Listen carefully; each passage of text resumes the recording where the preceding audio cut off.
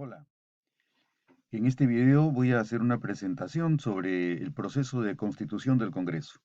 Como en cualquier tipo de organización, institución, asamblea, los órganos estatales también pasan por un proceso de constitución en un régimen democrático. El régimen democrático empieza con el proceso de elección, pero quienes son elegidos deben eh, tomar posesión del cargo. En el caso particular del Congreso de la República, se prevé un periodo que se conoce como las juntas preparatorias, en el cual los congresistas acreditados y proclamados por la Corte Electoral, que en el Perú se llama Jurado Nacional de Elecciones, deben pasar por un ritual que supone la juramentación o promesa de cumplir con la Constitución y con las leyes de la República durante el periodo por el cual han sido elegidos. Este video se refiere a condiciones preliminares para el apropiado ejercicio de la función representativa por los representantes, congresistas o parlamentarios durante los 5 años en los que deben cumplir con el mandato que les ha confiado el pueblo, los electores. El video que comparto se dividirá en 4 partes o episodios fundamentales en los que iré desarrollando no solamente el proceso propiamente dicho de la constitución e instalación del Congreso, que concluye además con la asunción del mando del presidente de la República el día 28 de julio, sino que además integraré cuestiones que son complementarias a la Constitución. Para empezar, en una primera parte, revisaré aspectos que están vinculados a las condiciones estructurales que condicionan el ejercicio del mandato representativo que derivan de las fuerzas que han sido elegidas en el proceso electoral, así como los planes de acción que es necesario tener listos para el inicio de la función representativa el día 27 de julio de cada periodo constitucional. En un segundo capítulo o parte, reviso los distintos tipos de procesos parlamentarios. En una tercera parte, me dedico específicamente al proceso de constitución e instalación del Congreso.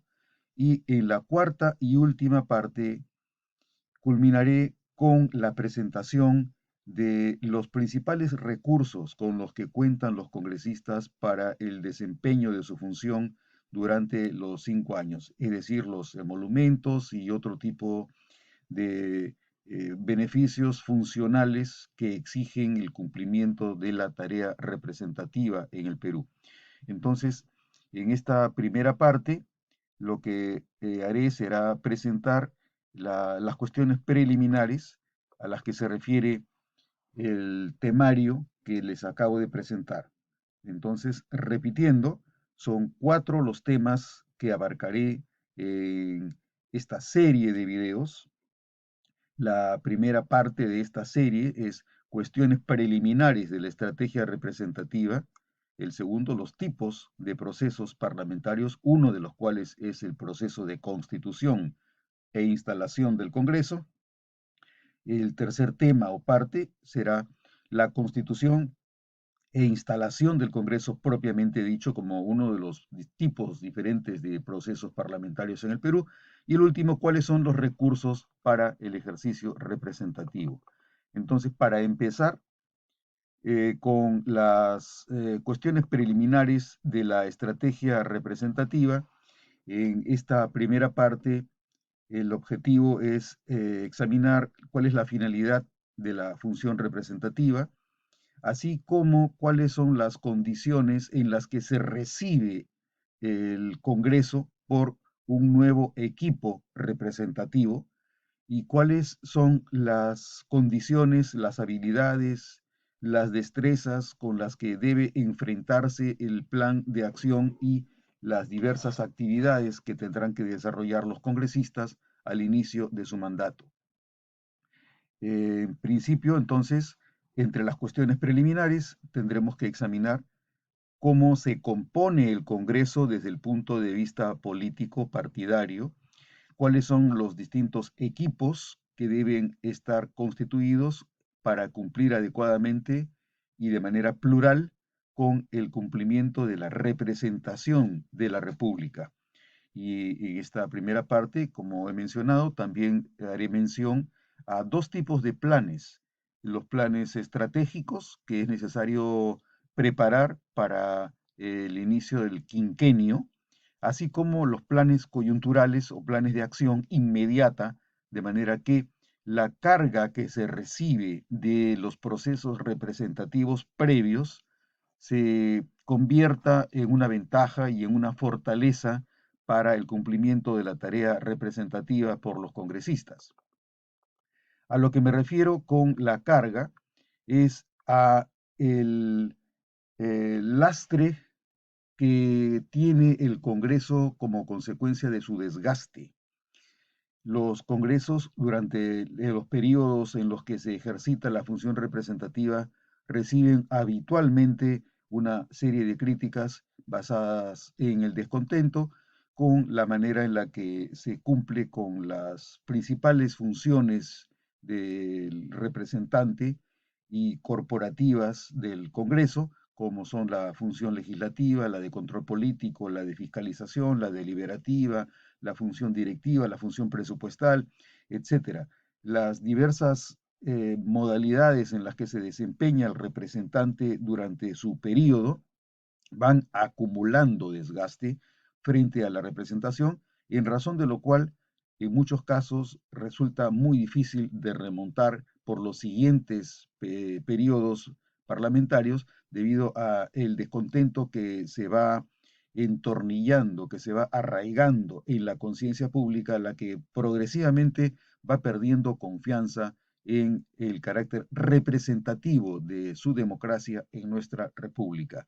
Entonces, ese desgaste que reciben los congresos debe prontamente recibir alguna señal ante la población de que se ha comprendido el mensaje y de que hay medios con los cuales responder y enfrentar de manera renovadora, innovativa, el mandato que se recibe del electorado para un nuevo periodo constitucional con la esperanza de fabricar mejores formas de desempeño que signifiquen un valor agregado positivo para el sistema político.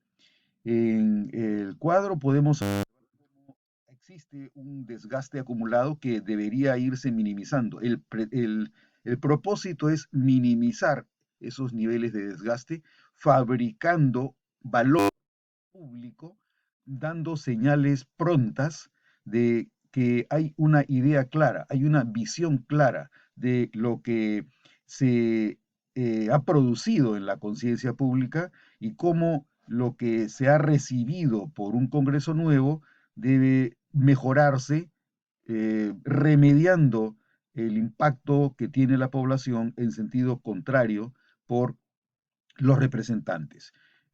Podemos ver que en principio los dos primeros meses son los meses en los que mayor concentración se fija en la actividad del Parlamento y también los tres primeros meses serían los meses en los que debe haberse dado muestras claras de que hay una idea concreta de lo que se pretende hacer. Una de esas ideas concretas es el actuar a partir de un plan, de una visión en la que quedan claros cuál es la misión que se va a cumplir durante los 5 años. Esas primeras semanas en las que el Congreso ejercita su función van a permitir pronosticar un canal, un curso de acción por el Congreso, de forma tal que empiece a corregirse lo que se ha recibido y a mejorar la representatividad de nuestro sistema con el desempeño eficiente de los representantes. La misión entonces consiste en fabricar valor y que este valor vaya en aumento progresivamente hasta que se pueda sostener con una estructura de funcionamiento que rinda a las expectativas que tiene la población para el periodo con que empiezan los congresistas su mandato. En el periodo que empieza el 27 de julio del año 2021 y que podría proyectarse para periodos sucesivos sin mayor inconveniente, empieza una ruta que debe terminar en 5 años, en principio, salvo que existiera de por medio algún evento extraordinario, como ocurrió en el periodo 2016 al 2021, en el que el día 30 de septiembre del año 2019 interrumpió sus funciones el Congreso debido a la disolución que decretó el entonces presidente Martín Vizcarra Cornejo.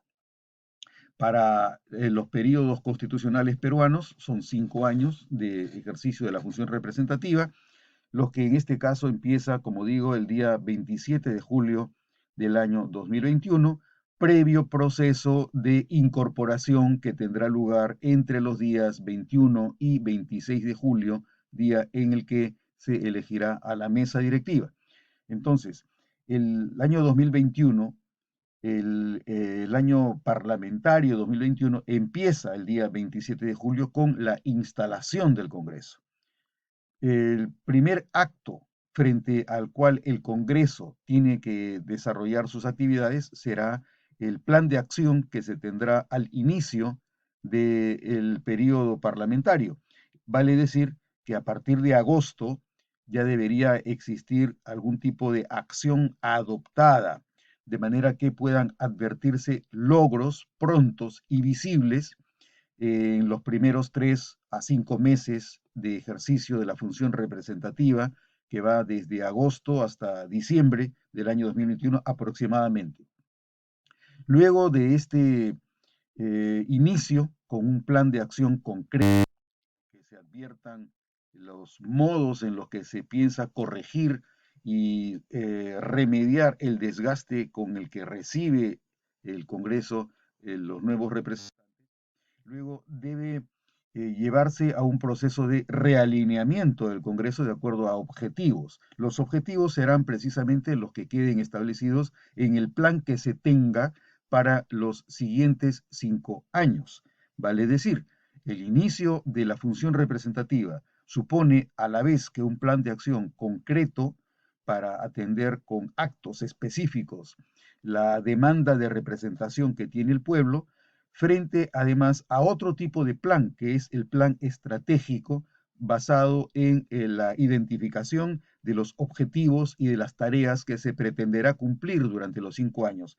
Objetivos y tareas que óptimamente exigirán el consenso entre las diversas fuerzas políticas, de manera que toda la corporación representativa sea la que dirija sus actividades y el desempeño de sus funciones de acuerdo con los objetivos y tareas que se propone realizar durante 5 años.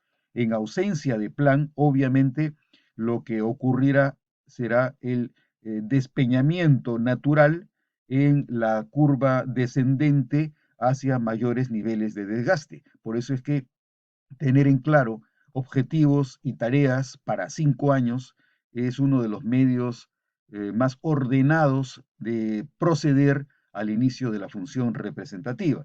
Si el plan estratégico ha quedado definido digamos que el curso del primer año, en el peor de los casos, se podría empezar a partir del año 2022 con el proceso de sostenimiento progresivo de los logros que se vayan alcanzando y de los que se va reportando a la sociedad y a la comunidad en general los avances frente a los objetivos y a los indicadores que deben existir para el cumplimiento de la tarea representativa. Hacia el año 2023, 2024, podrá existir entonces un reporte, una sucesión de reportes con los que se puede medir el cumplimiento efectivo de la tarea representativa por los congresistas, de manera tal que a partir del tercero o del cuarto año se pueda identificar un distinto tipo de Congreso capaz de cumplir la misión institucional que tiene todo Congreso desde el inicio de su incorporación y del inicio de su constitución, de manera tal que al finalizar el quinquenio pueda advertirse que el Congreso, que inició sus funciones en julio del año 2021, es un distinto tipo de Congreso que ha guiado su actividad, que ha guiado sus procesos a través de una visión y de estrategias enderezadas al cumplimiento de los objetivos organizacionales a los cuales este nuevo Congreso enderezaría toda su actividad, realineando su funcionamiento con los objetivos, con las metas, con las tareas que se imponga al inicio de su periodo. Ese es el modelo a partir del cual debe funcionar el Congreso independientemente de cada periodo constitucional. Es la ausencia de este tipo de método de trabajo la que en buena cuenta genera el descontento, el desafecto, el descrédito del Congreso ante la población. Por eso, tenerlo presente, incluso antes del inicio del funcionamiento del Congreso, es una tremenda ayuda para corregir los errores que se vienen documentando desde el pasado, que es necesario corregir para que la población cuente nuevamente con un Congreso confiable y un Congreso representativo. ¿Cuáles son los síntomas generales del deficiente desempeño de nuestro régimen político? En primer lugar, nuestro régimen político adolece de deficiencias que están vinculadas con una visión miope e indulgente de la actividad política que genera la burocratización de la acción sectorial del gobierno, políticas deficientes, pobre implementación, ejecución y gestión, las trabas administrativas agudizan innecesariamente el logro de resultados. Otro de los síntomas del deficiente desempeño del régimen político, además de la burocratización y de la ceguera o de la miopía con la que se emprende la actividad política en general en el Estado, otro de los síntomas es la ausencia de prioridades estratégicas compartidas, congruentes con un programa de acción colectiva que antepone la actividad reactiva del Estado a impulso de conflictos sociales, escándalos públicos, protesta social, presión mediática y las encuestas de opinión. La capacidad de acción del Congreso, la capacidad proactiva, la capacidad de anticiparse a los conflictos o a los problemas, es una de las mejores maneras de evitar los desgastes en el sistema político en general y del sistema de democracia representativa en particular. Otro síntoma que cabe mencionar es el resultado de esta manera, de estos estilos de trabajo, genera insuficiente visibilidad del pueblo y de la sociedad como destinatario primario de la acción del Estado. Es decir, debido a la burocratización y a la naturaleza reactiva del trabajo estatal, el Estado termina funcionando de espaldas a las necesidades de la población, que no es integrada como parte del conjunto de interesados en el funcionamiento del Congreso. Frente a estos síntomas genéricos, la pregunta es, ¿cuál es la finalidad del Congreso? ¿Cuál es la finalidad de los procesos que debe desarrollar el Congreso en un quinquenio? En el año 2021, como cada 5 años, lo que se recibirá será siempre un desempeño sin horizonte ni metas medibles. Eso es lo que está recibiendo el Congreso que inicia sus funciones en julio del año 2021. Desempeño sin horizonte ni metas medibles. Vale decir, lo que constatamos es un conjunto de actos aislados y muy reactivos del Congreso que son resultado de la total falta de planeamiento y la ausencia de metas prefijadas en el tiempo, las mismas que debieran poder medirse y reportarse periódica o cíclicamente a la población de forma que pueda constatar que los planes, las metas, los objetivos y las tareas que se propuso el Congreso realizar dentro de un plan de acción consistente, integrado y plural, debidamente consensuado entre todas las fuerzas políticas, se ha venido cumpliendo y se ha venido cumpliendo con tales o cuales niveles de avance y de logro en el ejercicio de la función representativa. El objetivo para el año 2026 debe ser una sociedad representada y un parlamento confiable. Ese es el objetivo. Una sociedad representada y un parlamento confiable. Es decir, un parlamento que haya atendido a las necesidades de la población, un parlamento que tenga delante suyo a una sociedad no invisibilizada, una sociedad de carne y hueso cuyas necesidades sea susceptible atender de acuerdo a las funciones que es posible que cumpla el Congreso y no a las que se cree que debiera realizar y que no es parte de sus tareas constitucionales.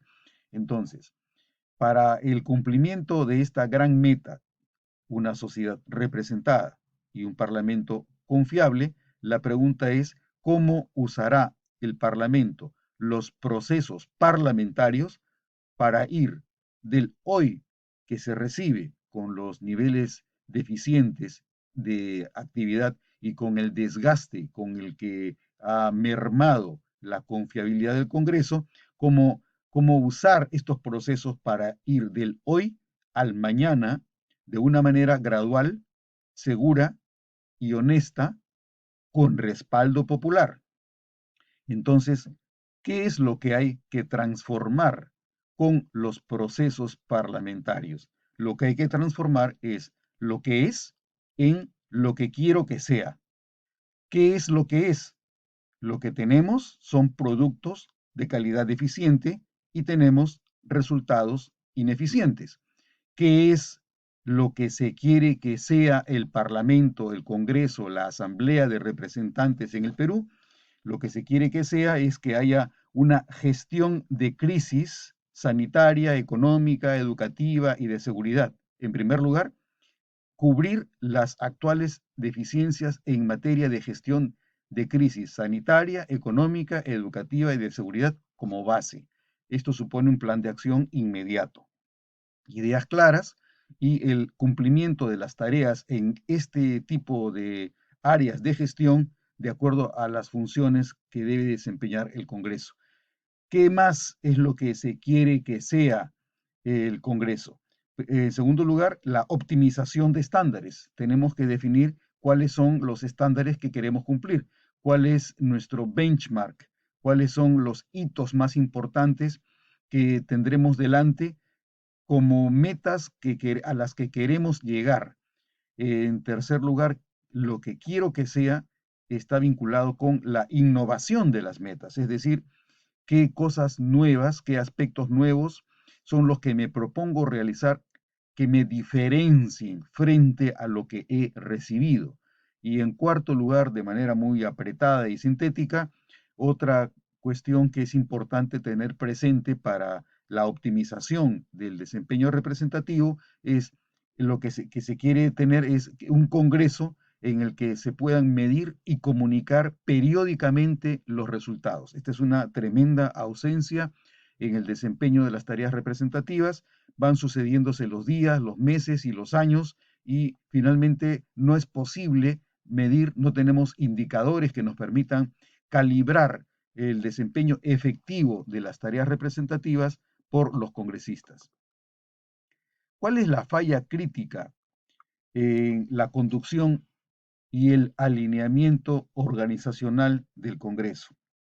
Tenemos, como se ha mencionado, un desempeño sin horizonte ni metas medibles. ¿Por qué? ¿Por qué ocurre este desempeño sin horizonte ni metas medibles? ¿Cuál es esa falla crítica en la conducción y alineamiento organizacional? Nos referimos a que el Congreso tiene una conducción de sus actividades organizacionales y corporativas sin programación de metas medibles y objetivas. No hay control, monitoreo ni evaluación de sus resultados. Y tampoco hay comunicación regular y periódica de los avances en la gestión del Congreso durante el periodo representativo. Esta es una de las fallas críticas más notables en el ejercicio del Congreso como institución estatal, la ausencia de conducción.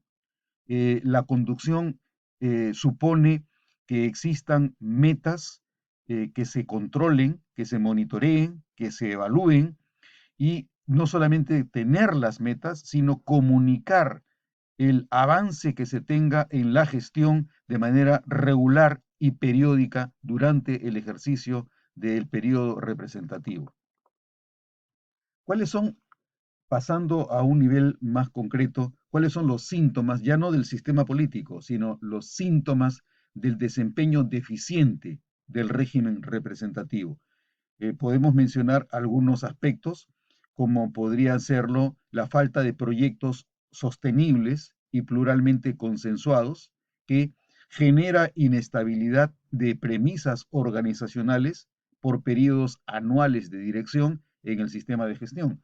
En general, la actividad reactiva del Congreso hace caso omiso a la fijación de metas ya no por quinquenio, sino por años. Este tipo de deficiencia se advierte en el desuso, la no recurrencia a una herramienta de programación que está prevista en el reglamento del Congreso, que es la agenda parlamentaria anual, en la que se definen cuáles son los proyectos, cuáles son las iniciativas y las propuestas más importantes para un año legislativo que comprometan la acción integral de todos los órganos en el sistema representativo, el Pleno, las comisiones, los despachos, los grupos de trabajo, de manera integral, así como parte del servicio parlamentario. Otro síntoma del desempeño deficiente del régimen representativo está relacionado con la acción colectiva de la organización basada en la coyuntura e intereses locales o privados de los actores. Lamentablemente, en muchos casos, se prioriza la necesidad personal, individual o privada, incluso a veces de los congresistas concebidos de manera individual y en otros casos de los propios grupos parlamentarios o de los partidos a los que ellos pertenecen. Un tercer síntoma es que se cuenta con plazos de cuadros directivos que generan una conducción cortoplacista y que niegan continuidad a los planes, metas y objetivos en la conducción. La, los periodos directivos en el Congreso se fijan con regularidad de manera anual, es decir, cada año tienen que elegirse los puestos directivos, la mesa directiva, las comisiones ordinarias y las mesas de las comisiones. Por lo tanto, esta definición de un sistema organizacional como un periodo anual de sesiones dificulta la estabilidad y la consecución de metas y de objetivos en el mediano y en el largo plazo. Esta es una deficiencia que se viene arrastrando desde el siglo XIX, que no ha cambiado a lo largo de los casi ya 2 siglos de vida republicana en el Perú. Un cuarto síntoma del desempeño deficiente del régimen representativo es que los procesos se rigen por la conveniencia de los operadores y solo subsidiariamente por principios confiables de gestión, como los que menciono, el contar con un plan quinquenal, una programación de metas y de objetivos cumplibles en el mediano y en el largo plazo, y la capacidad de medir los avances de acuerdo a los logros que se tenga de las metas y de los objetivos, así como el reporte periódico a la sociedad de los avances que se tiene de acuerdo a la manera en la que se va a medir el cumplimiento de los objetivos, de las metas y de las tareas que se propone inicialmente cumplir el Congreso. ¿Cuáles son las principales fallas de gestión que configuran estos síntomas del desempeño deficiente del régimen representativo? Entre los principales aspectos en los que cabe identificar estas fallas de gestión, podríamos mencionar en primer lugar que los productos del Congreso se elaboran sin prioridades, sin estándares de calidad, sin evaluación de la idoneidad instrumental para afectar la problemática enunciada, o sin suficiente estudio e información sobre la materia que se pretende atender con la demanda de intervención que recibe el Congreso desde la sociedad. Un segundo campo en el que se advierten fallas de gestión es la ausencia de medición, de indicadores, de reportes, de difusión y de comunicación sobre el impacto, beneficios o consecuencias de los resultados en la sociedad.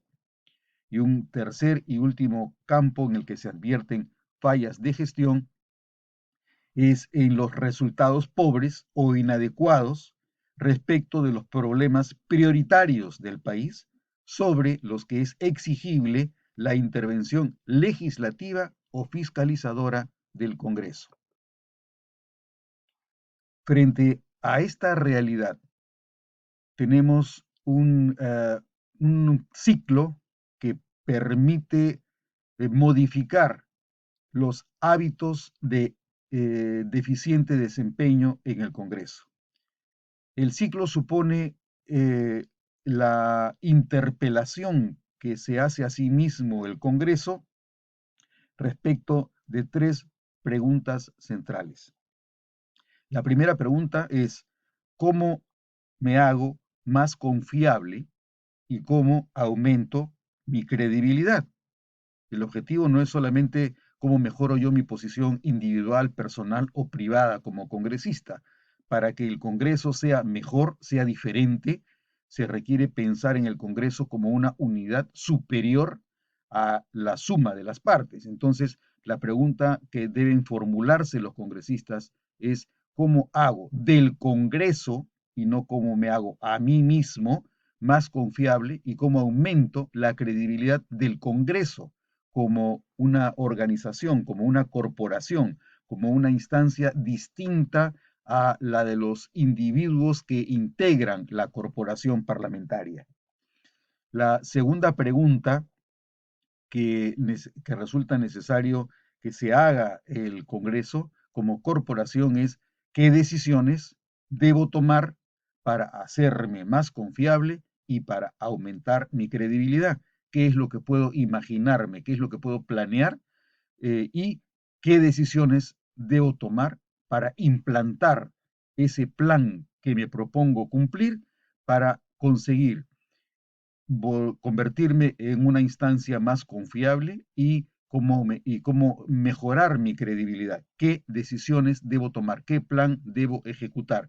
Y a partir del plan que ejecute, luego reviso en la ejecución y me tengo que hacer la tercera pregunta. ¿Qué aprendo? ¿Qué he aprendido? ¿Y qué puedo aprovechar de esta experiencia en la que he tratado de responderme en el tiempo? ¿Cómo me hago más confiable? ¿Cómo aumento mi credibilidad? Luego, ¿qué decisiones tomé? ¿Qué decisiones tomé que eran apropiadas, adecuadas, correctas, necesarias? ¿Y cuáles son las que sería necesario corregir de manera que a partir de esa experiencia no la vuelva a repetir y pueda luego delegar este aprendizaje en las instancias que me sucedan en el futuro en el sistema representativo del Perú.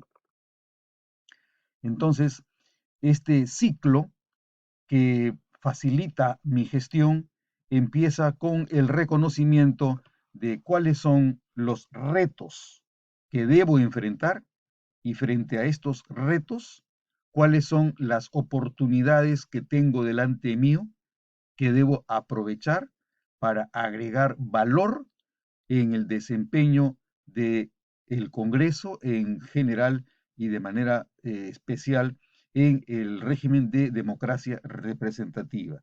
¿Qué opciones estratégicas tengo para mi desempeño? ¿Con qué empiezo mi gestión? ¿Cuáles son los principales retos?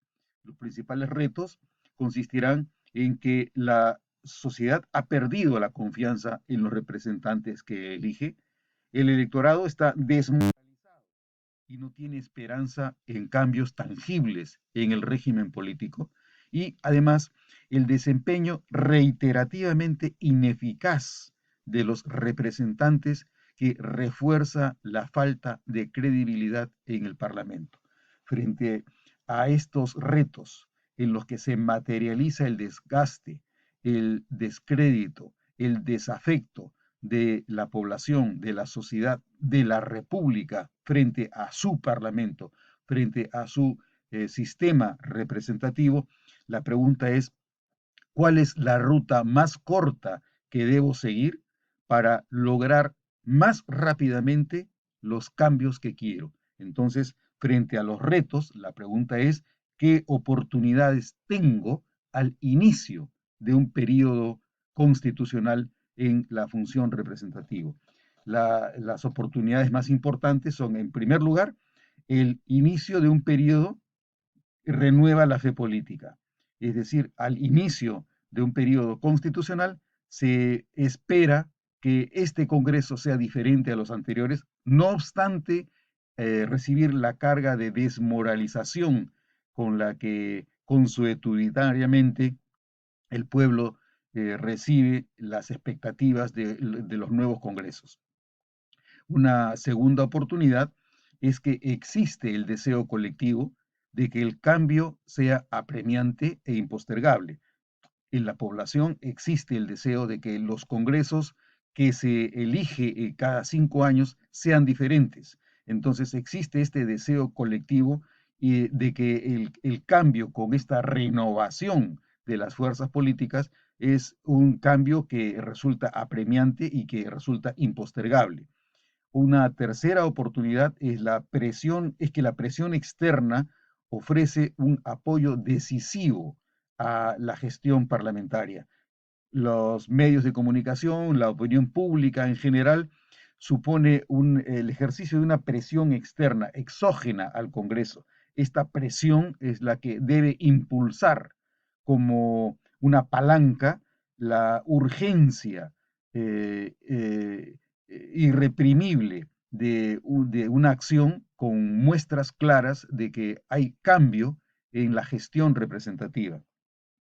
La cuarta oportunidad que tiene un Congreso al inicio de sus funciones es que los primeros cambios y logros que se demuestren inicialmente deben fortalecer el impacto en la confianza, que lo que supone el cumplimiento del dicho que dice el golpe inicial golpea al doble. Es decir, si desde un comienzo doy una señal muy clara de que soy diferente a lo que se ha recibido antes, este primer impacto debe impulsar, debe apalancar la, eh, la sucesiva demostración que se ha tenido de que todos los congresos hacen lo mismo y de que este congreso puede también hacer lo mismo que se ha hecho antes. Una siguiente oportunidad es que existe la oportunidad de fijar metas y la medición del cumplimiento de las metas desde el inicio. Si tengo conciencia de la importancia que es tener metas y medir estas metas de manera que pueda eh, mostrar los avances que estoy realizando en la intervención de la demanda que recibo, esta es una oportunidad que debo poder utilizar en beneficio del logro de una mayor confianza y credibilidad en el sistema representativo. La siguiente oportunidad es que las acciones prontas y rápidas frente a la desmoralización giran la actitud de la sociedad. En la medida en la que el plan de acción inmediato se haya pensado y se haya ejecutado eficientemente, esto debe generar una noticia que debe tomar en cuenta la población cuando evalúa el comportamiento distinto de cada gestión representativa. Entonces, frente a estos retos y estas oportunidades, la pregunta será cómo será diferente el cumplimiento del Congreso de la misión que le corresponde. Si decimos que una de las principales fallas es la ausencia de una conducción eficiente en la gestión parlamentaria, la pregunta entonces es cómo logro mejores niveles de dirección y efectividad del Congreso. Si la misión del Congreso es controlar el desempeño, ejercicio y uso constitucional y democrático del poder, y establecer la estructura legal de convivencia colectiva, entonces, si esta es la misión organizacional, institucional que tiene el Congreso como parte del Estado peruano, la pregunta es, ¿qué servicio le presta el Congreso a la República en el cumplimiento de esta misión? Eh, en primer término, es necesario tener presente para el cumplimiento de esta misión que el gobierno no se conforma ni se mantiene sin la confianza del Congreso. Por eso existe lo que se ha denominado correcta o incorrectamente la investidura del gabinete y por eso existen también mecanismos de control fuertes sobre el cumplimiento de la misión del gobierno, como las interpelaciones, como las censuras, como las cuestiones de confianza, de manera que exista un reporte entre el gobierno y el Congreso, los pedidos de información, las comisiones investigadoras. El gobierno no se conforma ni se mantiene sin la confianza del Congreso. Existe una relación fiduciaria elemental entre las dos partes. El gobierno no se realiza solo por uno de los poderes del Estado. El gobierno se cumple, se lleva adelante con el concurso de ambos poderes del Estado. El gobierno no funciona solo, el gobierno es objeto de control y a la vez el gobierno debe reportar de acuerdo a las necesidades de información y de al Congreso según lo demande la representación mediante los procesos que tiene a su disposición por disposición de la Constitución. ¿Qué más? ¿Cómo le presta servicio el Congreso a la República dentro del marco de la misión que tiene? En segundo lugar, el Congreso aprueba y decide qué es ley con su voto y con su insistencia. Entonces, así como no se puede conformar el gobierno sin la voluntad ni confianza del Congreso, de la misma manera es el Congreso el que aprueba y decide qué es ley y lo decide con su voto y también con el proceso de insistencia respecto de las observaciones que pueda presentar el presidente de la República a las leyes que aprueba el Congreso.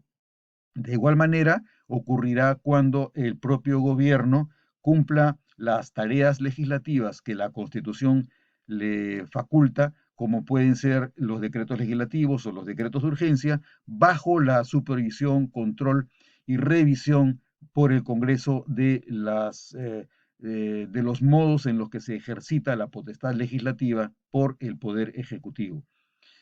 Otro modo en el que el Congreso le presta servicio a la República es a través del proceso de asignación de tributos y sobre el presupuesto público. Es el Congreso el que decide sobre los tributos y sobre el presupuesto público. No es el Poder Ejecutivo. El Congreso tiene la potestad de definir los alcances de los tributos y también es el que tiene la potestad de definir cómo se asignarán los recursos en el presupuesto público.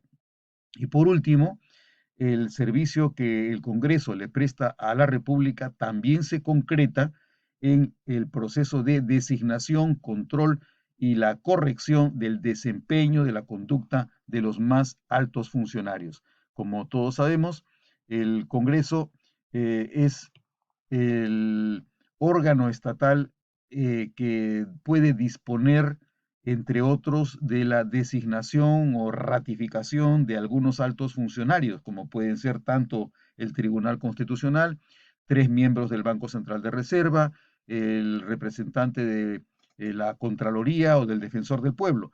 Y no solamente respecto de la designación o ratificación, sino que también tiene la potestad de removerlos, con la excepción de los magistrados del Tribunal Constitucional que tienen un estatus singular. Puede removerse al Contralor, puede removerse a los miembros de la Junta Nacional de Justicia, al Defensor del Pueblo, etcétera, etcétera. Entonces, estos son los principales modos en los que el Congreso le presta un servicio a la República dentro del marco de la misión institucional que le corresponde.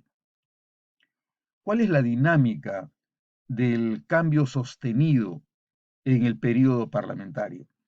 La decisión que realiza el Congreso, que lleva la acción al cumplimiento de la misión estatal, se da a través del realineamiento de la organización parlamentaria. Es decir, toda la organización parlamentaria debe cumplir con el objetivo de alinearse de acuerdo a la misión que tiene el Congreso. Es decir, a realizar el control en el uso del poder y a legislar teniendo presente que lo trascendental es mantener el vínculo con la población y reportar los usos indebidos en el control de poder y la definición de los contenidos legislativos de la ley en la República.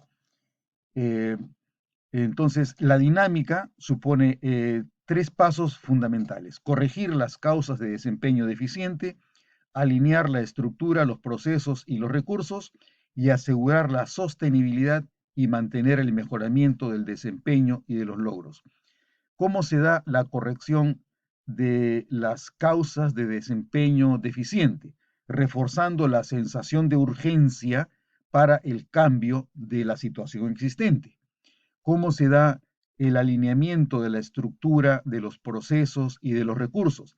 Fijando y reconociendo las metas perdidas, las metas desconocidas o las metas ignoradas. Es decir, frente a metas perdidas, desconocidas o ignoradas, hay que fijar esas metas de forma que a partir de la identificación de las metas, la estructura integral del sistema representativo quede alineada con la identificación de esos objetivos y de esas metas que se han establecido de manera clara y tangible. Y finalmente, cómo se asegura la sostenibilidad y el mantenimiento del mejoramiento del desempeño y de los logros, creando alianzas y consensos para conducir, para orientar, para definir un curso de acción simple que reduzca la complejidad a mínimos razonables y manejables. Esta creación de alianzas y de consensos es la que finalmente permitirá que toda la corporación quede integrada dentro de un proceso en el que el todo corporativo, termina efectivamente siendo superior a la suma de las partes. Para realizar estos cambios y estas tareas que debe proponerse cumplir el Congreso, ¿qué destrezas y qué habilidades necesitan los miembros de la Asamblea de Representantes para desempeñar efectivamente sus funciones de manera que se alcance la misión institucional del Congreso, como es el control en los usos del poder y la definición de lo que es ley en el Perú? La lógica con la que se ejercitan las habilidades por los representantes en la institución parlamentaria funciona a partir de un fenómeno que se puede identificar a través de 3 pasos. Cuál es el ruido que recibo? ¿Qué riesgos me representa el ruido que recibo? ¿Y qué plan de acción tengo para atender los riesgos que me genera el ruido que me llega como demanda de intervención. Frente a este ciclo, las preguntas entonces son: ¿qué hago? ¿Qué debo hacer frente a los riesgos? ¿Cómo logro la atención de los riesgos? ¿Cómo prevengo que se produzcan daños o amenazas si es que los riesgos llegan a hacerse efectivos? ¿Y qué debo saber hacer para establecer un plan de acción de manera que mi capacidad de intervención sea la más eficiente y la más acorde con las expectativas políticas que tiene la población, que tiene la República respecto de la institución representativa? ¿Cuáles son entonces estas destrezas organizacionales del Parlamento con las que puede atenderse las emergencias de riesgos en el funcionamiento de la sociedad como un todo? ¿Cuáles son las maneras en las que se atenderán los riesgos por la organización y no solamente a través de la intervención individual, ni de cada uno de los congresistas, ni de cada uno de los grupos parlamentarios? Es decir, cómo atiende la organización parlamentaria los riesgos que tienen que controlarse para hacer algo que signifique la agregación de valor dentro del funcionamiento de los distintos procesos parlamentarios. ¿Cuáles son esas destrezas organizacionales? En primer lugar, contar con equipos cohesionados, priorizar opciones, definir el timing de mi agenda, ganar y coordinar con los aliados en este proceso de alianzas, gestionar la información y fabricar consensos. Mi ventaja competitiva consiste en reducir la brecha en el menor tiempo posible para optimizar mi desempeño representativo y hacerlo con herramientas de monitoreo estratégico.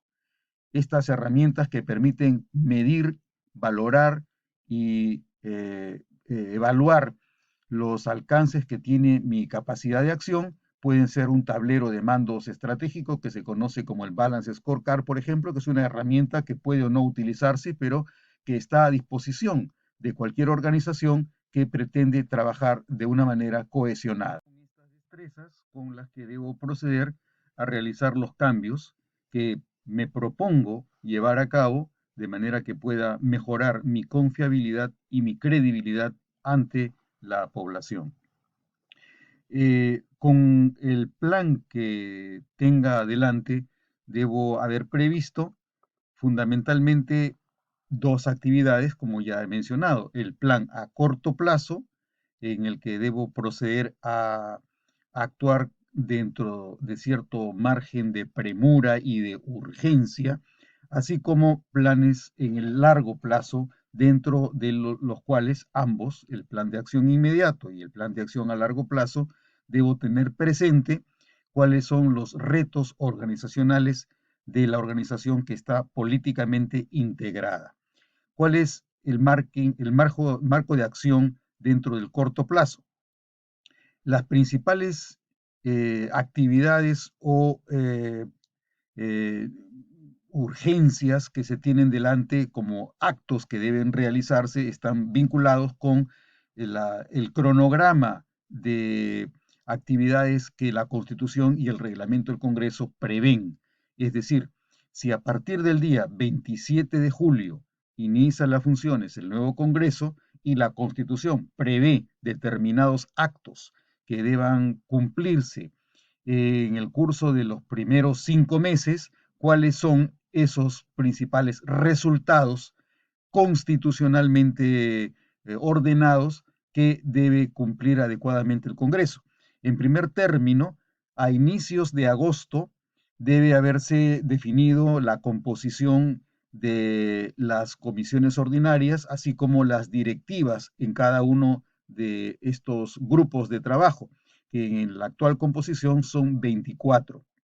Debe definirse la composición y la dirección de 24 comisiones ordinarias, así como la comisión de ética, la comisión permanente y la subcomisión de acusaciones constitucionales. Antes existía también la Comisión de Levantamiento de la Inmunidad Parlamentaria, que con las recientes reformas constitucionales ha quedado eliminada dentro de nuestra estructura representativa. El Congreso ya no cuenta con inmunidad de proceso ni inmunidad de arresto, pero permanecen las otras comisiones como la Comisión de Ética y la Subcomisión de Acusaciones Constitucionales, que es un órgano dependiente de la Comisión Permanente, no del Pleno del Congreso. Esto es a inicios de agosto. Vale decir, entre la segunda y la tercera semana del mes de agosto debe haberse resuelto este primer problema organizacional. El Congreso debe contar con 24 comisiones ordinarias, la comisión permanente, la comisión de ética y la subcomisión de acusaciones constitucionales. A fines de agosto se prevé dos cuestiones muy importantes, que son la primera, la investidura del gabinete. El gabinete tiene la obligación de concurrir al Congreso en los primeros 30 días después de su juramentación para exponer el programa general de gobierno y las principales medidas que exija su gestión. Queda pendiente también a fines de agosto el inicio del proceso de designación y ratificación de los más altos funcionarios cuyo mandato concluye al finalizar el periodo 2016-2021. Un tercer hito a cumplirse en el corto plazo es que a inicios de septiembre debe producirse la sustentación del presupuesto que presente el Poder Ejecutivo a más tardar a fines del mes de agosto. El Ejecutivo presenta el presupuesto a fines de agosto y en la primera semana de septiembre tiene que concurrir al Congreso a sustentar el presupuesto que presente. El cuarto hito importante dentro del tiempo inicial de un nuevo periodo constitucional es que a fines de noviembre ese mismo proyecto que fue presentado y luego sustentado por el Poder Ejecutivo ante el Pleno debe ser debatido y aprobado por el Congreso. Vale decir, entre inicios de septiembre y la mitad de noviembre, la Comisión de Presupuesto debe haber evaluado el presupuesto de la República y debe proponer un proyecto por aprobar ante el Pleno del Congreso. La función del Congreso será definir si es que está o no de acuerdo con los términos en los que se ha formulado el presupuesto para el periodo 2021-2022, es decir, fundamentalmente para la ejecución presupuestal durante el año 2022, debe quedar aprobado a fines de noviembre del año 2021. Antes del día 30 de noviembre, el presupuesto de la República debe haber quedado aprobado. La Comisión de Presupuesto tiene el límite, tiene el plazo de entregar su dictamen hacia finalizada la primera quincena del mes de noviembre. Entonces, el presupuesto de la República debe ser debatido y votado en el Pleno del Congreso entre el 15 y el 29 de noviembre de cada año. Por lo tanto, lo óptimo sería que el debate sea cronogramado de forma tal que haya suficiente tiempo para meditar en los alcances del presupuesto de la República y evitar en lo posible que estos debates y esta aprobación sean improvisados o se realicen de manera muy apresurada. Lo que se pretende es conseguir que el presupuesto quede aprobado y que esta aprobación sea remitida al presidente de la República antes del día 30. El criterio central para nuestra Constitución no es tanto la aprobación, sino la remisión del presupuesto de la República antes del día 30. El presupuesto, por lo tanto, tiene que quedar aprobado y además remitido al Poder Ejecutivo antes del día 30 de noviembre de este año, del año 2021. Y el quinto hito es que hay que prever, por regla general esto ocurre de manera más o menos uniforme, hay que prever un posible pedido de delegación de facultades o de la presentación de un paquete legislativo que pueda o no estar sujeto a una cuestión de confianza adicional y distinta a la cuestión de confianza que se consulta con ocasión de la investidura del gabinete que tiene lugar dentro de los 30 días de haber juramentado el cargo el gabinete ministerial.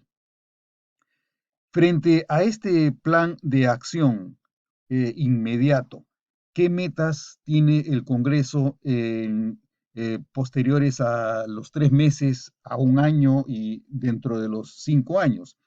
Tenemos, para empezar, una situación de crisis sanitaria, crisis económica, crisis educativa y crisis en materia de seguridad. Son los principales 4 aspectos que afectan el momento histórico por el que pasa el Perú a inicios del periodo constitucional 2021-2026. Frente a estas necesidades urgentes, ¿qué retos tiene el Congreso desde el punto de vista organizacional?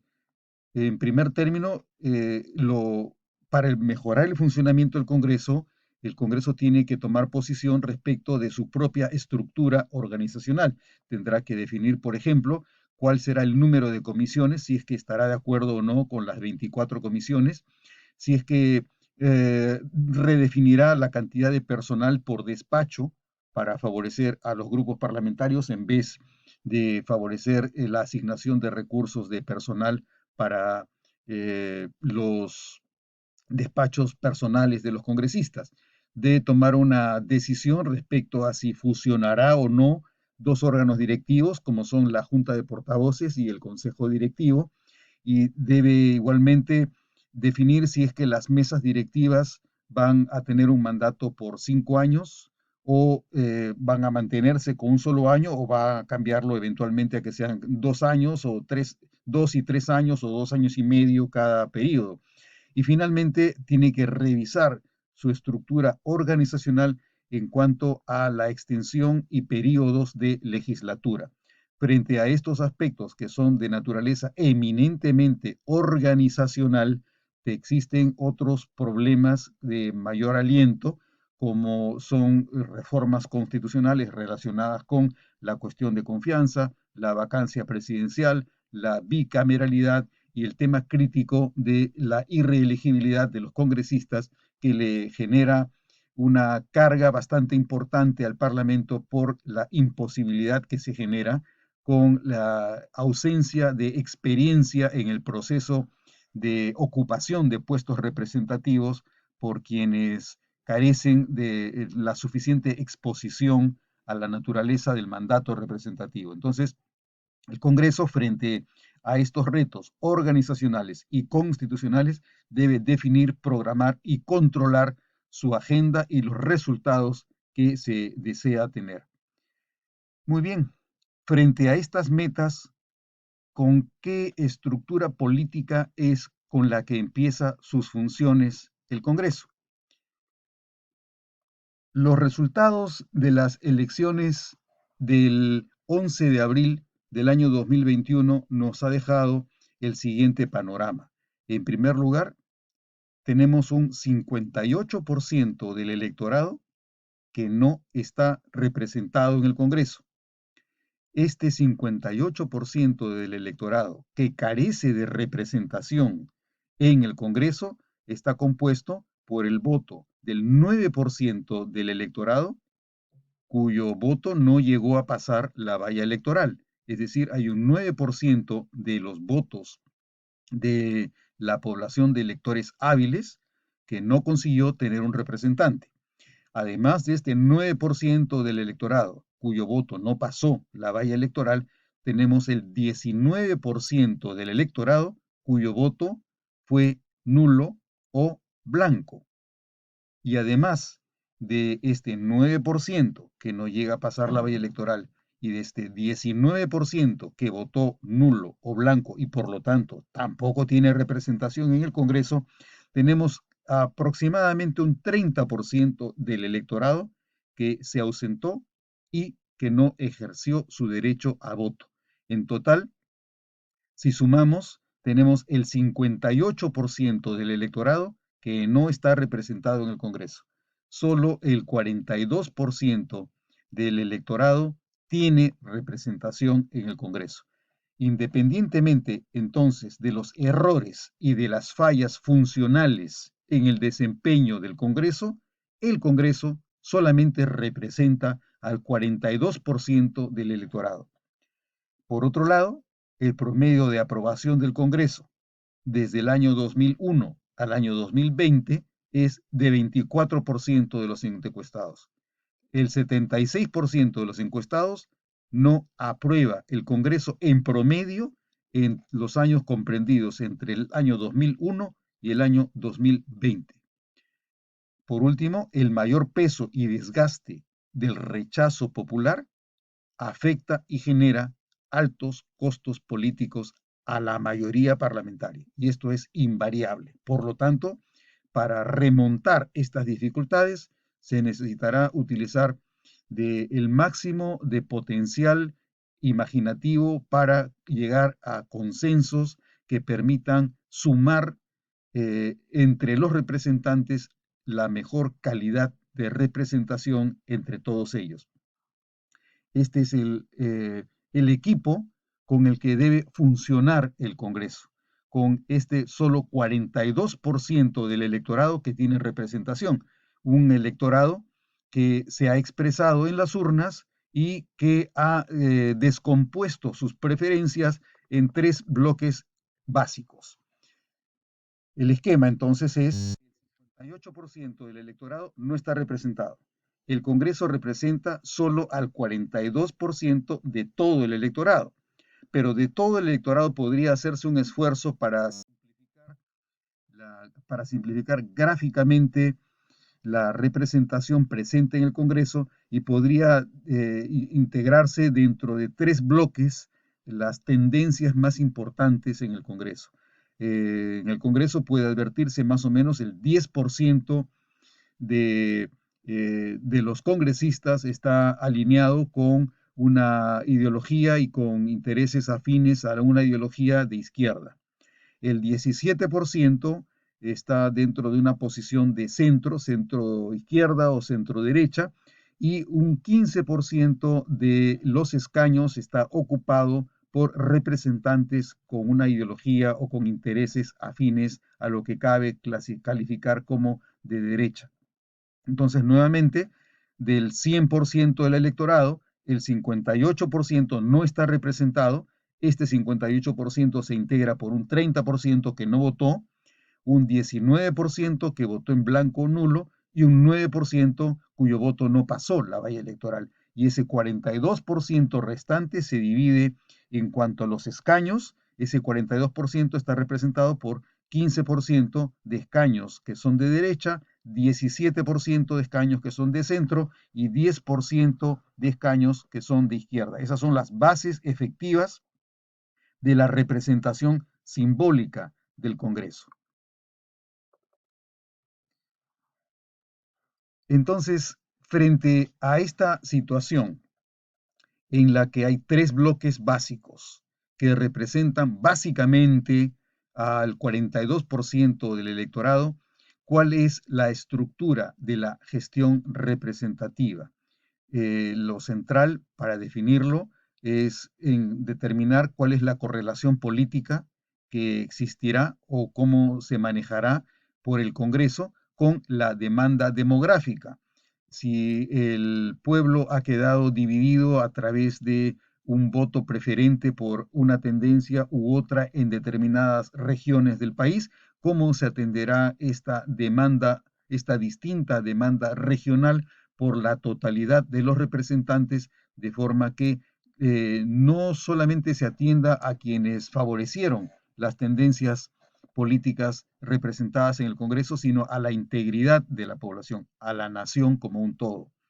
En segundo lugar, la interacción del Parlamento con el gobierno, es decir, cómo atenderá este 42% de la representación nacional configurada como un 15% de derecha, 17% de centro y 12% de izquierda, cómo se hará cargo de la interacción entre el Parlamento con el gobierno.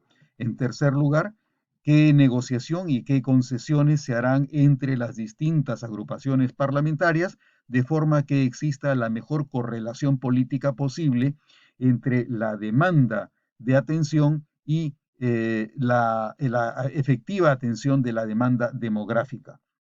Y en último término, la estructura de la gestión representativa también supone básicamente un sistema de comunicación y de cobertura mediática con la opinión pública. Frente a la demanda demográfica, nos enfrentamos, como se ha mencionado, con algunos de los principales problemas que exigen la atención de la población representativa en el Perú, como son el tema de la crisis sanitaria, problemas de salud, la crisis educativa, la reactivación económica, el problema de la recuperación del empleo perdido como consecuencia de la pandemia y los problemas de seguridad.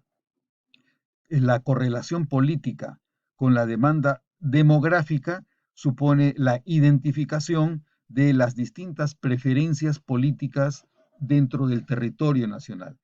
Tiene que identificarse para tener un adecuado plan representativo qué demanda tienen las regiones de los electores, cómo se atenderán esas demandas, qué actividades deben cumplirse para atender las demandas de los electores en las distintas regiones del país.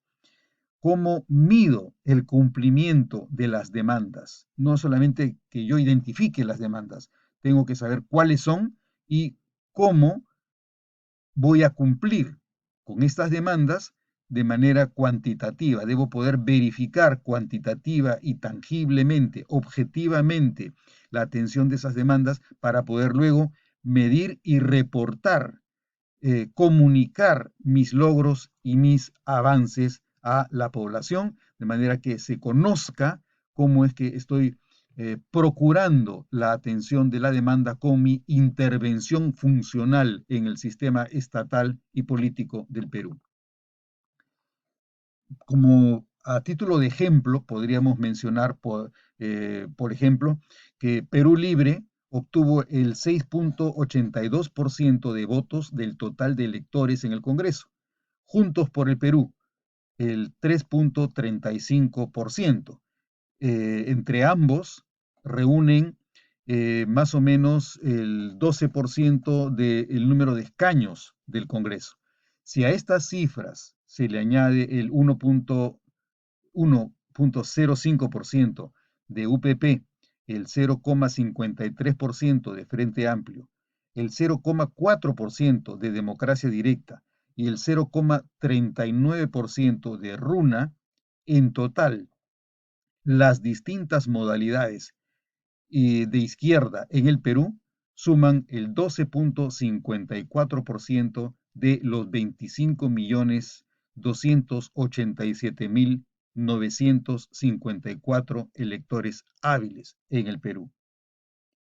Si son 12.54% la suma de todas las tendencias de izquierda, el resultado es que hay aproximadamente un 87% de electores que no votaron por la izquierda.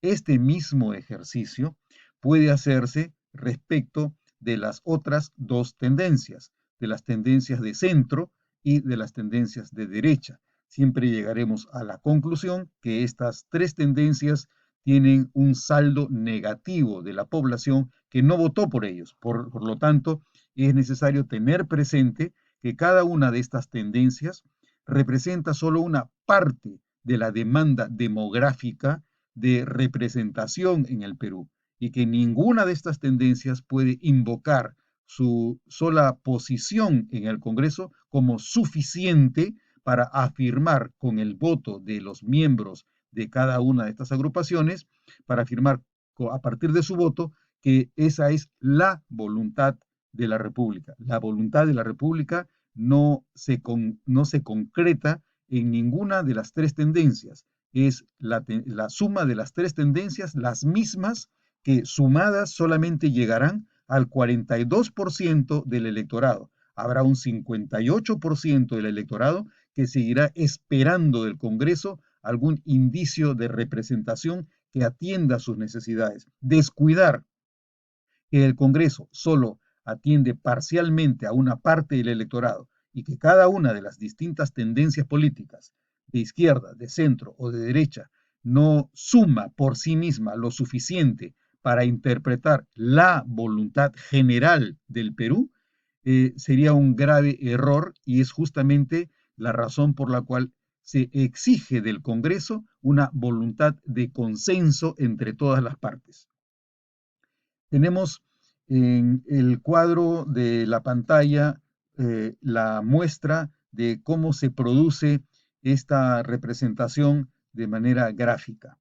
Tenemos un 15% que ha votado por la derecha, un 13% por la izquierda, un 23% de la población que ha votado por el centro, un 30% de ausentes y un 19% de votos blancos o nulos. En total, electores hábiles son 25.287.954. Se votaron, los votos emitidos fueron 17.722.731. El número de votos válidos fue de 12.858.920, los cuales incluyen aquellos votos que no, por no haber pasado la valla electoral, no llegaron a tener representación. Los votos con representación, es decir, excluyendo los votos de quienes no llegaron a pasar la valla electoral, los votos con representación representan solo a 10.563.656 electores. ¿Cómo es que se concretan estos votos dentro de nuestro Parlamento? De manera que quede probado, demostrado o objetivizado el conjunto de factores que permiten entender la posición que corresponde asumir respecto de las distintas tendencias políticas. Podemos observar cuáles serían, por ejemplo, las tendencias más importantes que se concretan en el Congreso, entre los 130 escaños. Podríamos decir que en la derecha se encuentran Fuerza Popular, Renovación Popular, Avanza País y el PPC. En el centro podríamos ubicar a Acción Popular, Alianza para el Progreso, Somos Perú, Podemos, el Partido Morado, Victoria Nacional, el FREPAP, el Partido Nacionalista, el Partido Patria Segura y el Partido Contigo. Por último, en la izquierda podríamos incluir tentativamente a Perú Libre, Juntos por el Perú, UPP, Frente Amplio y Democracia Directa y RUNA.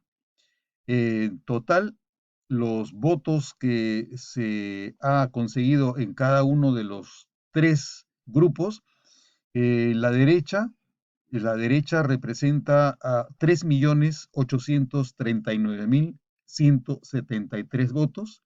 En el centro, los votos corresponden a 5.848.860 votos. Y en la izquierda, todos los partidos agrupados en la izquierda tienen aproximadamente 3.170.887 votos. Si lo trasladamos en el plano del porcentaje de electores hábiles, es decir, sobre la base de los 25 millones y pico de electores, en la derecha existe una representación aproximada del 15.18% de electores hábiles, en el centro el 23.13% y en la izquierda el 12.54% de electores hábiles. Es con este tipo de composición política del Parlamento con la que debe enfrentarse la relación entre el Parlamento y el gobierno. La interacción entre el Parlamento y el gobierno puede darse a partir de tres alternativas básicas, entre otras.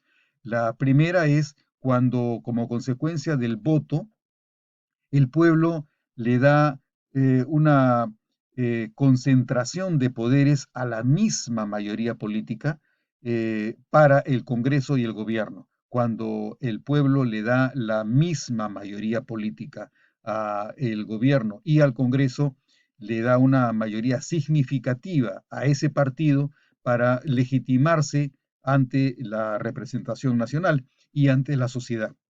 En este caso, va a haber una dificultad centrada en la mayor dificultad para afirmar la pluralidad de las minorías diferenciadas, porque el Parlamento estará facultado para legitimar el gobierno antes que para controlarlo propiamente dicho. Ese es el primer escenario, un escenario en el que el gobierno tiene mayoría clara en el Parlamento. Por lo tanto, hay mayor integración entre el Congreso y el gobierno.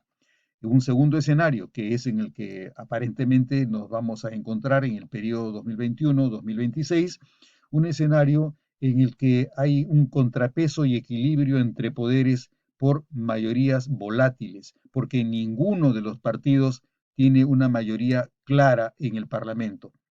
Independientemente de cuál fuera el partido que ocupe el poder ejecutivo, la realidad es que cualquiera que fuera ese partido no tendrá mayoría holgada en el Parlamento y por lo tanto se exigirá mayor cantidad de consensos temáticos entre el Poder Ejecutivo y el Congreso, porque el Congreso y el Gobierno no tienen iguales mayorías y las mayorías en el Congreso no permiten en principio favorecer ni legitimar por sí mismo al partido del gobierno. Y en tercer lugar, se produce un escenario como el que tuvimos de una manera clara e inconfundible en el periodo 2016 al 2021, en el que como consecuencia del uso del voto, el electorado prefirió darle una mayoría distinta al Congreso que la que tiene el Poder Ejecutivo. A diferencia del caso anterior, en este tercer supuesto, el partido de gobierno eh, tiene una oposición marcada en el Congreso. Este es un supuesto en el que, como consecuencia del voto, debe esperarse que el Congreso ejercite de manera insistente y bastante clara y ostensible la función de control antes que la función de legitimación como resultado de la mayor presencia de un grupo opositor en el Congreso frente al Poder Ejecutivo. Entonces, vemos que la traducción del espectro político en el total en el país se concreta del siguiente modo en la composición representativa en el Congreso. En la derecha se puede contar con 44 escaños integrados por Fuerza Popular con 24, Renovación Popular con 13 y Avanza País con 7. En los partidos del centro, en el Congreso, están presentes Acción Popular con 16 escaños, Alianza para el Progreso con 15 escaños, el Grupo Podemos con 5, Somos Perú con 5 y el Partido Morado con 3. En total, 44 escaños para los partidos de centro, frente a los partidos de izquierda, entre los que contamos a Perú Libre, que tiene 37 escaños, y a Juntos por el Perú, que tiene 42 escaños.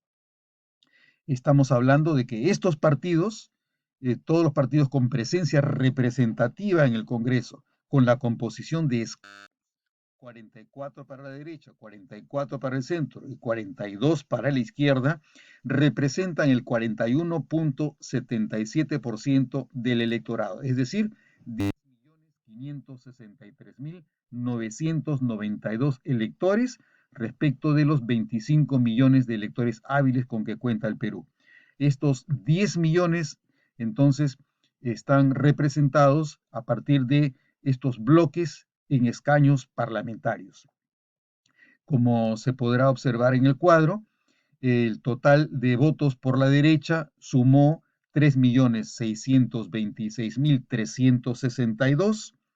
Los votos por el centro fueron 4.365.421 y el total de votos acumulados por los partidos con representación en el Congreso con tendencia de izquierda suman 2.571.873 votos. Por lo tanto, advertimos que los partidos de izquierda, el bloque de izquierda en el Congreso peruano representa al 10.17% del electorado.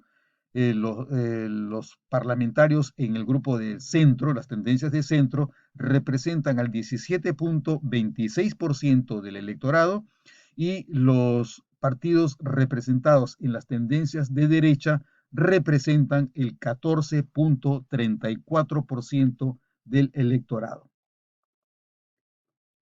En resumen, tenemos los niveles de representatividad en el Congreso.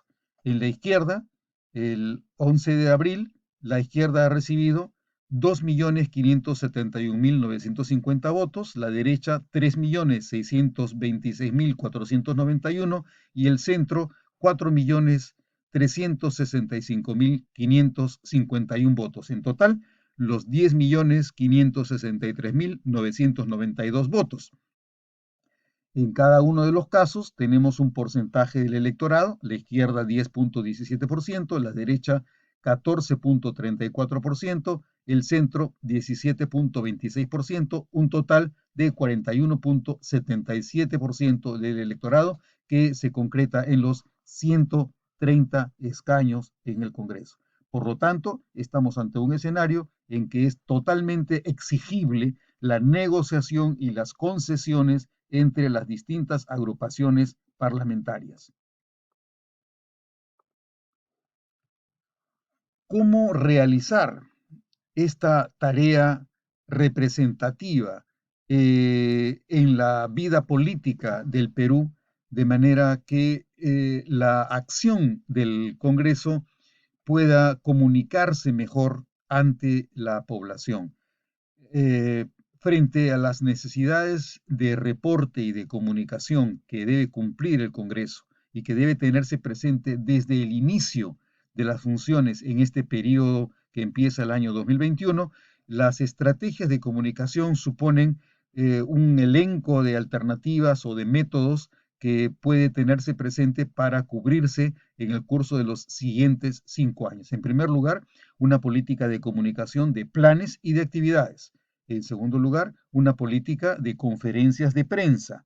En tercer lugar, lineamientos y márgenes de posicionamiento público. Debe identificarse cuáles son, con qué medios se contará para posicionar públicamente al Congreso, cuáles serán los lineamientos y los márgenes dentro del posicionamiento público del Congreso. En cuarto lugar, quiénes serán los voceros autorizados por temas específicos, tanto de los grupos parlamentarios como del propio Congreso de la República. En quinto lugar, cuáles serán los ejes de posicionamiento e imagen pública a partir de los planes estratégicos y los planes de acción que se vayan cumpliendo, que primero se diseñen y segundo que se vayan cumpliendo.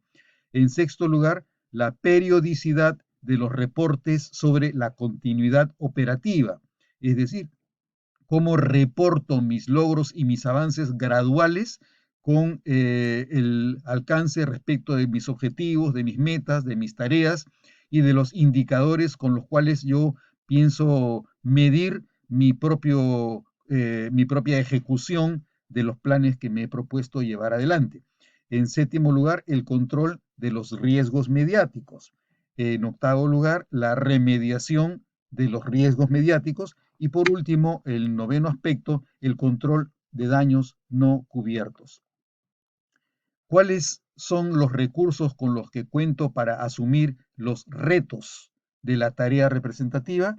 Tenemos dos tipos de destrezas: las destrezas, competencias y habilidades duras, y las destrezas, competencias y habilidades blandas, con las cuales emprenderé un plan de acción o corporativa u organizacional. El objetivo es tener una sociedad representada y un parlamento confiable. ¿Cómo se va a conseguir? A través de actos y conductas de desempeño efectivamente representativo. Para cumplir con esta meta central que será tener una sociedad representada y un parlamento confiable, tendré que atender los ruidos políticos y sociales. Los ruidos me generan riesgos y amenazas. Frente a los riesgos y amenazas, establezco un plan de acción. El plan de acción supone que cuente con modos de actuar y objetivos respecto a los cuales voy a actuar. Es decir, el plan de acción supone un qué y supone un cómo. Cómo representar al 58% que en principio no represento. Esta es mi línea de base. No represento a un 58% de la población y ese 58% de la población no representada en el Parlamento me exigirá tanto como el 42% de la población a la que sí represento. El deseo popular debe suponer saltar de la imposibilidad del sufragio a el cumplimiento de su representación efectiva a través del desempeño.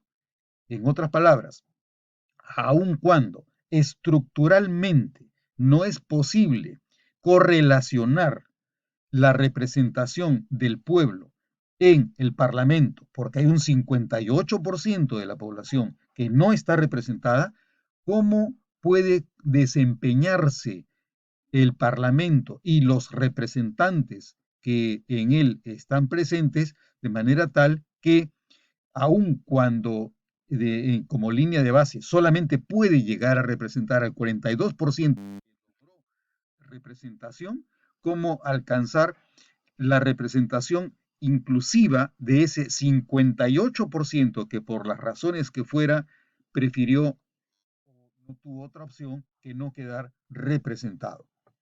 Entonces, tenemos una dificultad estructural, porque quienes no representan sino sus propias tendencias de centro, de derecha o de izquierda, tienen la obligación de integrar a esos sectores de la población, que no son escasos, porque es más del 50% de la población que no llegó a estar representada. El reto del Parlamento es representar al 100% del electorado, no solamente a ese 42%, ni tampoco a esas fracciones porcentuales de la población que votaron por una línea determinada.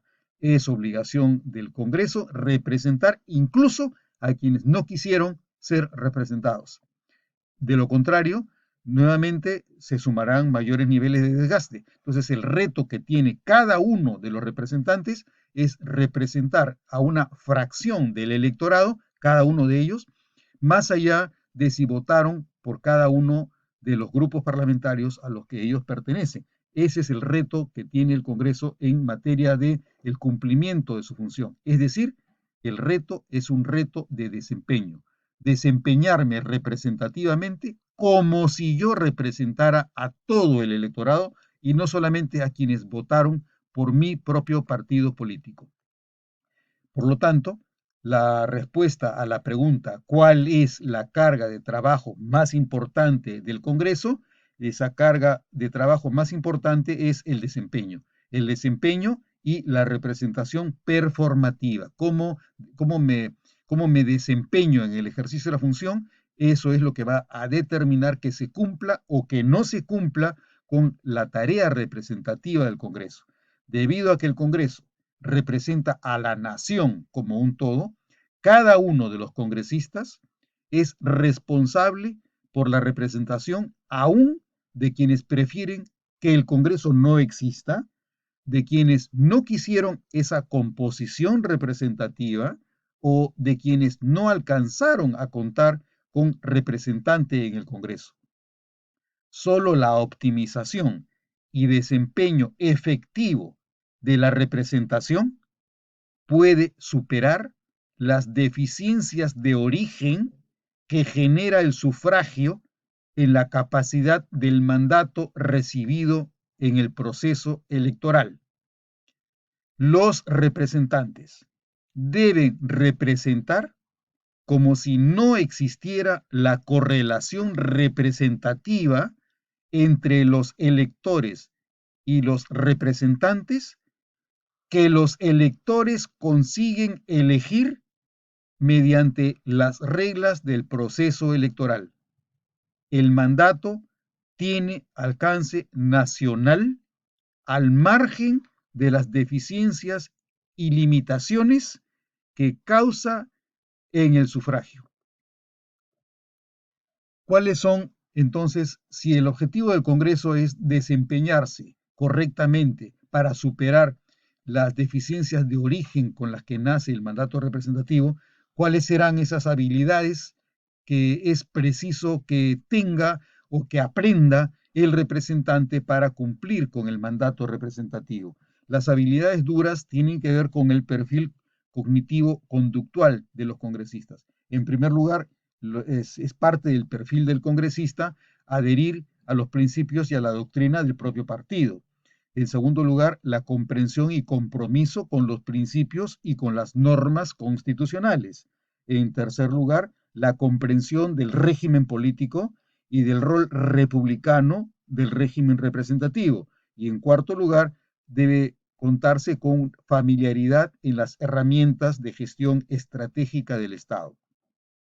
Este perfil cognitivo y conductual, ¿en qué se traduce? Se traduce en que los congresistas deben tener conocimiento y manejo del reglamento del Congreso, de la organización, de los procesos y del código de ética parlamentaria. En segundo lugar, los congresistas deben tener familiaridad con la cultura, las costumbres, la práctica y los precedentes parlamentarios. Y en tercer lugar, los congresistas deben preocuparse de observar las reglas de cortesía y de diplomacia parlamentaria. ¿Y cuáles son las habilidades blandas que exige el cumplimiento de la función representativa del Congreso? Las habilidades blandas tienen que ver con la gestión emocional y humana. Entre las principales habilidades blandas puede mencionarse que los congresistas deben desarrollar flexibilidad para la interrelación en diversidad y cambios repentinos de escenarios, deben tener tolerancia al desempeño bajo estrés, bajo alta carga de trabajo y de agotamiento. Otra habilidad blanda, los congresistas deben tener manejo colaborativo y responsable en situaciones de conflicto. Los congresistas deben tener capacidad para resolver problemas políticos, integrando principios y normas de orden político y constitucional.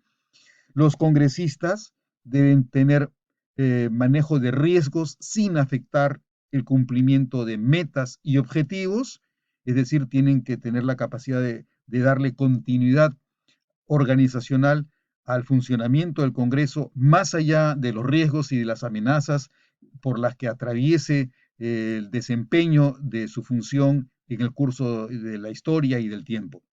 Y por último, otra habilidad blanda trascendental en el perfil representativo es que los congresistas deben contar con la capacidad para negociar arreglos y alianzas exitosas de forma que se cumplan las metas de poder representar no solamente a quienes votaron por él en una circunscripción determinada, de quienes votaron por la tendencia política a la que él representa, de representar a esos 10 millones de peruanos que consiguieron contar con un representante dentro de ese 42% de la población de electores hábiles.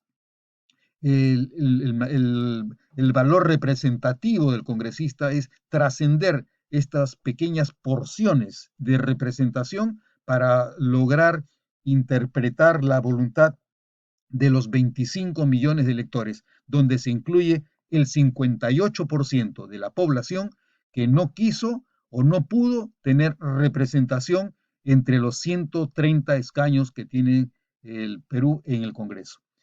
A este tipo de habilidades puede tener en consideración el uso intensivo de herramientas tecnológicas y de la inteligencia artificial para compensar y mejorar la imposibilidad de usar estas habilidades en un contexto presencial como el que nos encontramos en época de pandemia. Finalmente, para terminar con esta primera parte, las preguntas que quedan planteadas como interrogantes para la optimización del desempeño performativo del representante en el Congreso, las preguntas que debe atenderse son las siguientes. En primer término, ¿qué planes tengo para los 5 años de mi mandato representativo dentro de mi agrupación política? ¿Cómo me posicionaré como grupo parlamentario en el primer año de mi periodo parlamentario? Tengo planes sobre el posicionamiento que espero llegar a hacer dentro de este primer año. ¿Qué acciones impulsaré durante los primeros 3 meses en el desempeño de mi cargo para dar señales claras del cambio que represento como opción política? Y la última interrogante es, finalmente, ¿cómo agregaré un valor visible y significativo durante el periodo en que me toca representar a todo el Perú? Entonces, con estas reflexiones, doy por concluida esta primera parte de mi video sobre el proceso de constitución del Congreso, habiendo desarrollado fundamentalmente las cuestiones preliminares de la estrategia representativa. He planteado entonces cuáles son las limitaciones del mandato representativo, la exigencia de desempeño que tiene el Congreso para cumplir con la función representativa, más allá de las deficiencias de origen que genera un voto no integrado del total de los electores, cómo es necesario encontrar dentro de la experiencia personal el desarrollo de habilidades duras y de habilidades blandas para que con el desempeño se puedan superar estas deficiencias de origen que permitirán finalmente contar con un parlamento más confiable y una sociedad que pueda creer mejor en el sistema representativo en el Estado peruano y en su democracia representativa. Hasta aquí entonces la primera parte de las 4 con las que voy a cumplir con el tema de el proceso de constitución del Congreso en el Perú.